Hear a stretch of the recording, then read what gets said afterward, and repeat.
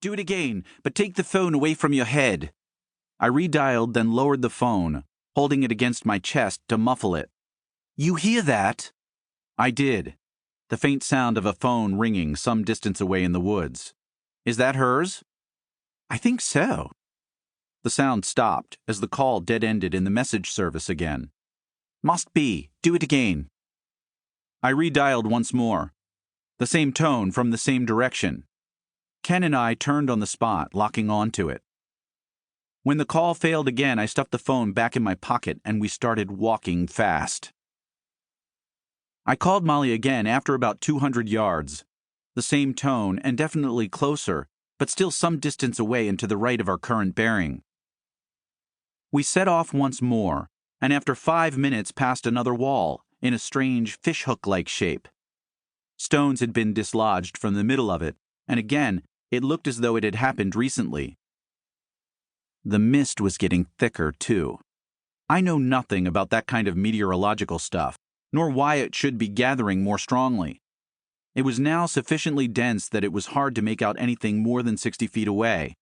Stop, Ken said. I listened, expecting to hear Christie's voice or Molly's. Nothing for a moment, but then the sound of a twig snapping. From behind me. I turned. Like most forests, this one varied in how the trees were arranged. Some parts were relatively open, others more dense. The area we'd just hurried through was somewhere in between, trees 10 to 20 feet apart. Not much in the way of bushes or undergrowth. Just the endless mist curling between the trunks and around a few granite boulders. I was about to say something when there was a similar noise, from the right this time. A short, snapping sound. Exactly what you'd expect from someone treading on a thin, dry branch. A person, or a deer, or a dog.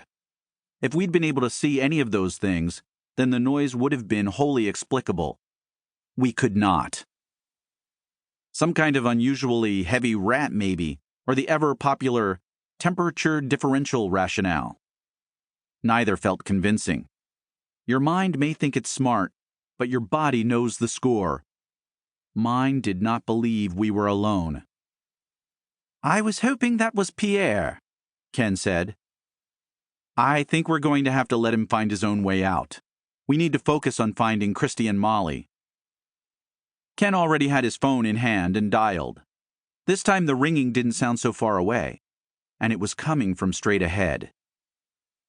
We went forward into the mist. Soon we came upon a bluff and had to scramble down. The lower ground was more uneven.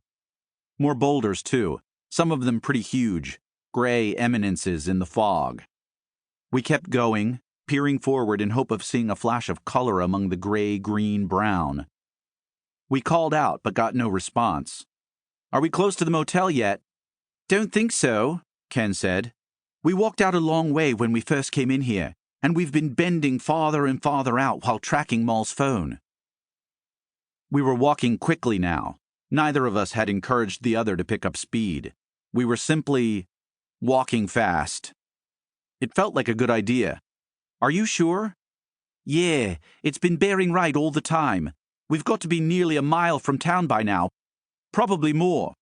This is how you get lost in the woods, I said. Nolan, that's not helping. And we've got GPS and there's a compass on your phone and this is where the ringing was coming from. And so, in general, stop being a ponce and... Molly was sitting on the ground, 30 feet away. She was at the base of a tree.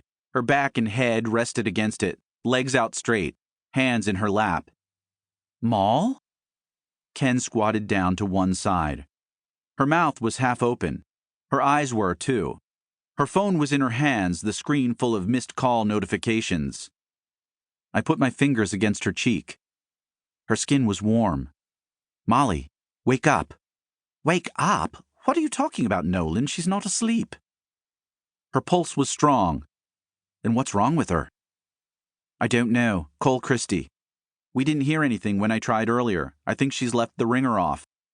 Just try it, mate. We need to get Moll back to town, now. I called Christy. It felt like I'd done this about 50 times in the last 24 hours without...